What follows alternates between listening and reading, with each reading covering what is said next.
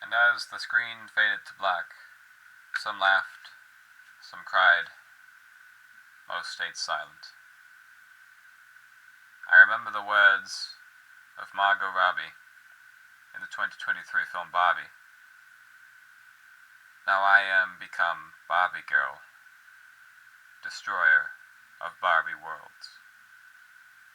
Hello, it is I, IR Smart, and I just got back from watching Barbenheimer. That's right. If you haven't heard, basically today, the day I'm recording this, not the day it's being uploaded, but the day I'm recording this is July 21st, 2023, and Barbie and Oppenheimer released on the same day, and I went and saw them both. I saw Oppenheimer in IMAX, then I went and saw Barbie.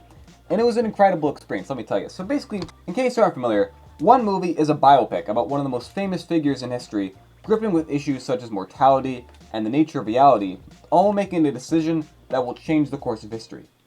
And the other movie is about the guy who invented the atomic bomb. But yeah, I went and saw Barbenheimer. It was really interesting to go see both movies in the same day, and I think it was good to see both in the same day. Here's the outfit I wore. I was gonna get a Barbenheimer shirt, but I settled for pink shorts and a black shirt. I thought that was pretty good.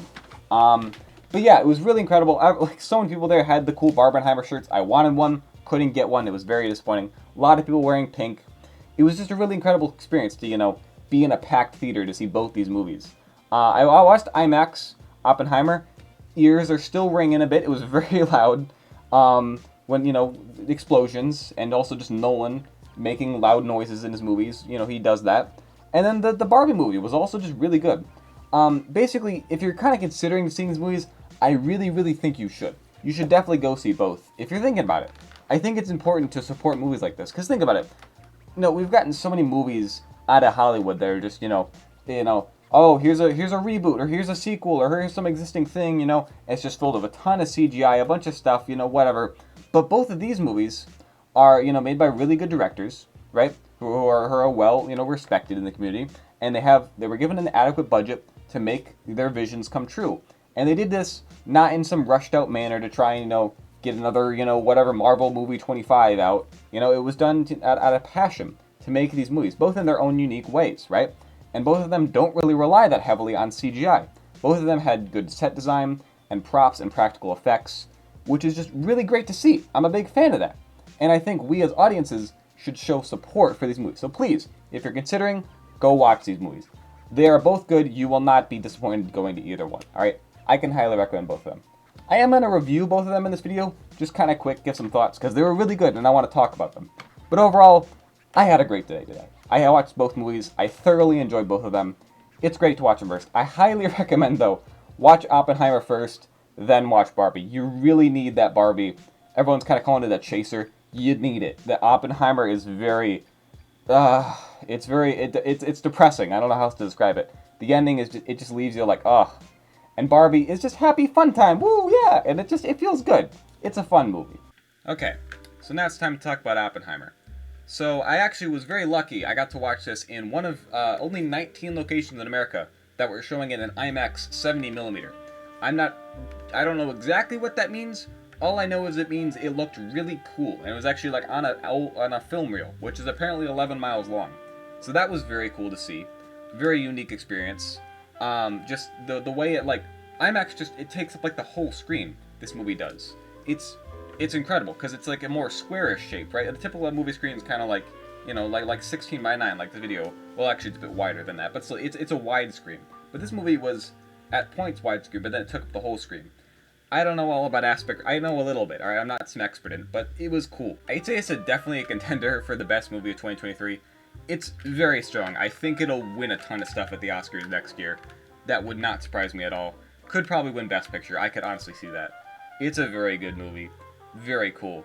Cillian Murphy, I don't know how you say the guy's name. Incredible job as Oppenheimer. Honestly, I didn't know that much about Oppenheimer that much before going into the movie. So that was kind of cool. Like, I knew a decent amount about him. He was a scientist, invented the atomic bomb, all that stuff. I am become death, destroyer of worlds. All the stuff most people know about him. But he's a really interesting person. I mean, I'm sure the movie played some things up a bit, but he's a really interesting guy. Oh, and the music. Dude, the music. They got, I don't know how to say his name. Ludwig something. The guy who does the Mandalorian theme. He did the music for this. It was, oh my goodness, it was so good. Yeah, Christopher Nolan movies, I've seen quite a few of them. Obviously, I watched the Dark Knight trilogy, saw Interstellar, still don't understand Interstellar. I could probably watch it again, honestly. Saw Tenet, still don't understand Tenet. Watched Inception the other day, kind of understand it, but still don't really understand it. But this movie, I kind of got. I was able to follow it, you know? I probably need to watch it again at some point to catch on some of the stuff I missed. But overall, like, I was able to follow it pretty well. It still had that, you know, whole non-linear storytelling thing Nolan does, right, where it kind of like tells two stories at once. But it was good. I was able to follow it. Also, just the whole concept of splitting the atom, nuclear bombs. It's just a concept I've been obsessed with. Because I guess because I fear it. Like, that's probably like just, you know, I lay awake at night thinking like, huh, at any moment the entire world could be destroyed in atomic fire. Like, that's kind of the thoughts that are always in my head, right? So a movie that's just all about that, and I'm just like, oh, they're talking about fission, they're talking about fusion. I understand this stuff, you know? I'm not like an actual, you know, nuclear physicist, but I have a basic understanding, all right? And I was able to follow it, all right? I feel good. I feel smart when I watch this, okay? And then there's just visual and audio things I can't describe very well enough because I don't know movies well enough.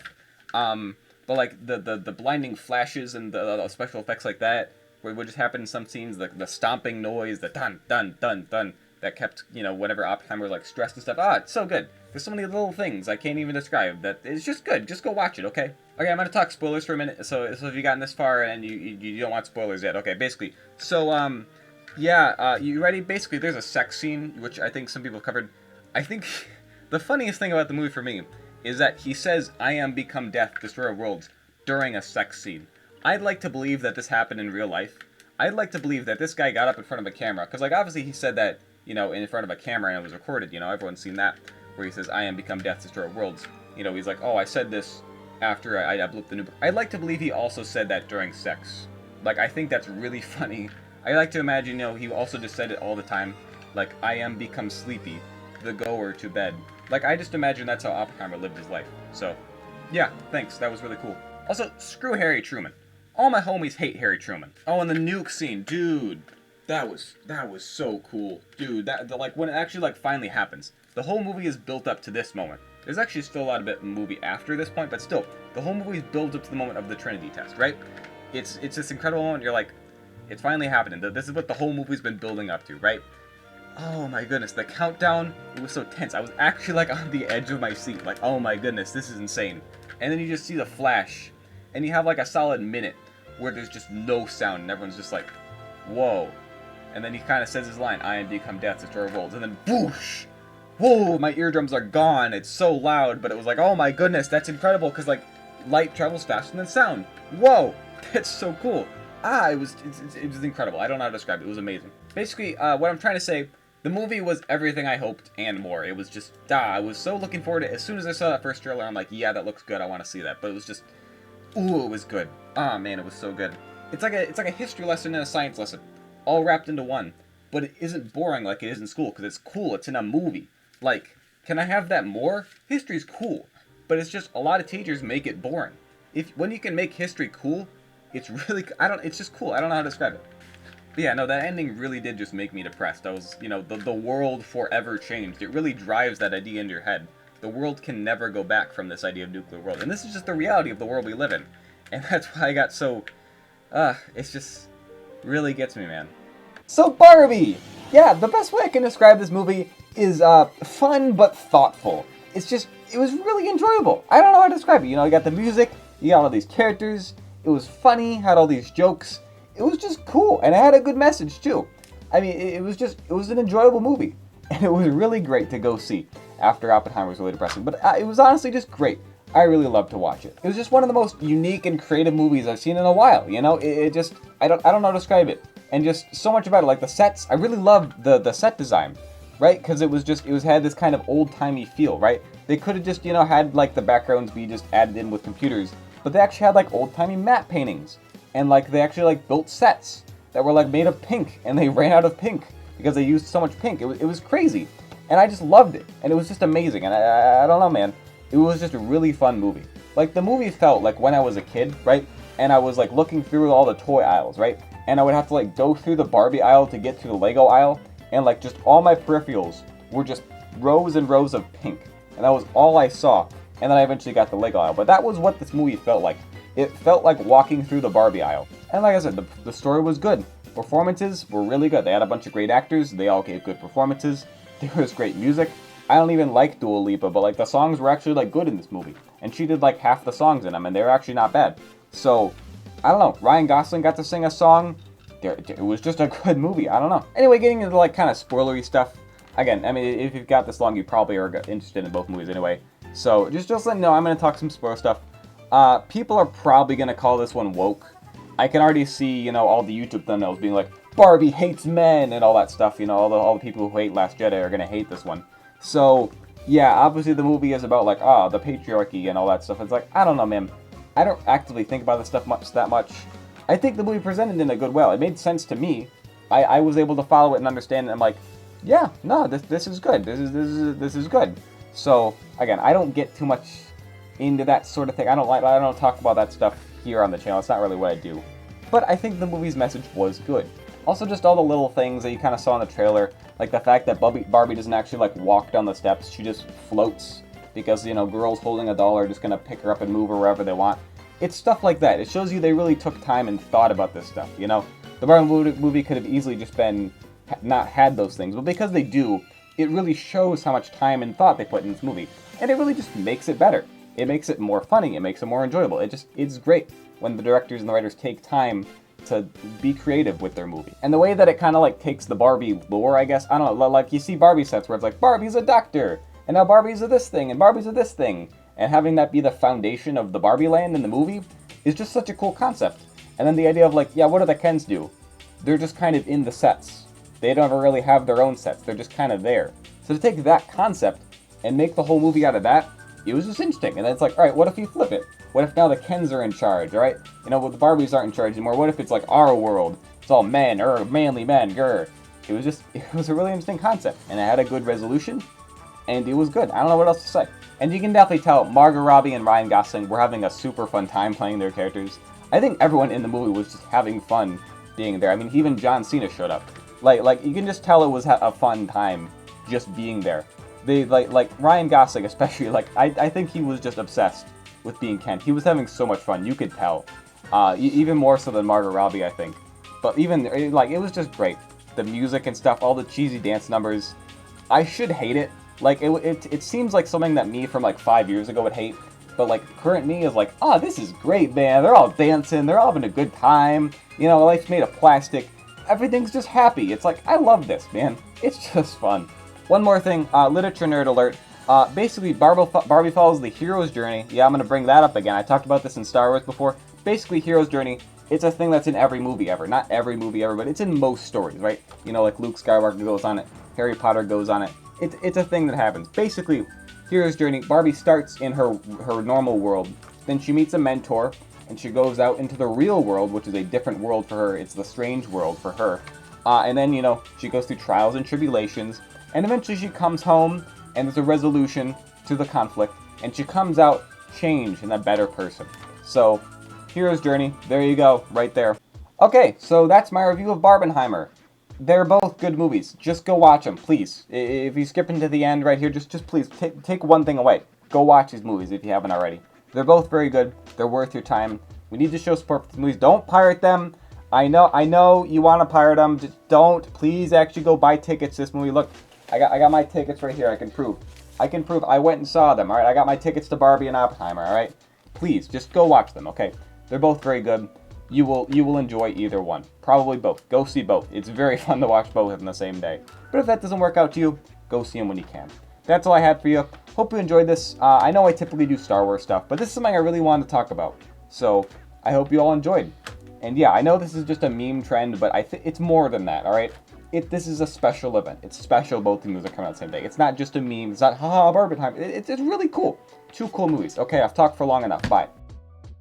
Oh, hey, yeah, this video isn't over yet. Oh, you thought it was over. No, it's not over. Basically, one last thing I want to tack on here. Hi, I'm IR Smart from the future. One day in the future. I recorded the video yesterday, but I have one thing I'd like to add today, because it's been a day. I've had more time to think about the movie, and I've also been able to look at some reviews. Basically, as expected, Oppenheimer has really good reviews. That doesn't surprise me. But Barbie is getting a bit more mixed reviews. it seems to be mainly just people being like, oh, this movie's so woke, it's so garbage, and I'm like, nah, that's not really, I don't think that's the case. People are already saying like, oh, this movie hates men, it's anti-men, all this stuff, and it's just like, that's not really what's going on. I think the movie tries, maybe it fails to get that message across, but I don't think the message is men are bad. I don't think that's what it's trying to say. I think it's trying to say that these social standards of what men and women should be are, the issue. That's what it's saying. It's not saying like, oh, patriarchy is bad, we need to get rid of all men. It's saying patriarchy is bad because it forces people to, think that there's only one way to live their life. That's the way I interpreted it. So I don't know. I don't know feminist theory very well. I'm not gonna tell you I'm some expert in it. I'm also not just gonna outright, say, oh, feminist, you garbage, get it out of here. So I don't know. Not an expert on it, but that's just my take, right? Because obviously there's a lot of pressure on girls. This gets talked about a lot. There's pressure on girls to look a certain way. That was talked about in the movie. All girls, are supposed to look like a supermodel, right? But that's not the case. Not every, that that shouldn't be something our society says. Why should we force all women to try and look the same way? But I also think that applies to guys. There's such a strong force that I've felt in my life that I need to be big, I need to be muscular. Oh, I got to be big and strong. And I've always been skinny. That's always just been an insecurity of mine, and it's something I try to get over. I'm like, I don't need to always focus on being super muscular and super masculine. That's not something I should worry about, but it is something that I feel society pressures me and a lot of other guys to do. So I think that's more what the movie's getting at. It's not just saying, haha, men suck, women are awesome. That's not what the movie is saying. The movie is saying, live your life. It's okay to just be Ken. That was the big takeaway for me. I know this movie is mainly a female target audience, but I think the big takeaway for me was, it's okay to just be Ken. It's okay to just be a guy. You don't have to live for anyone else. Just live for yourself. So I don't know. That's my takeaway after, a day of being able to think about this movie more. It's kind of weird. You'd think Oppenheimer would be the one that would stick with me more and I'd be thinking about more. But I've actually been thinking more about Barbie. So, yeah. Also, one other thing I want to add. So, the old lady in the Barbie movie, Ruth, yeah, she's the voice of Sid from The Bad Batch. It was driving me crazy. I'm like, this old lady raspy voice sounds so familiar. It's Sid from The Bad Batch. So anyway, I don't know if anyone else cares, but there's that fun fact for you. So anyway, this is the actual end of the video now. Bye.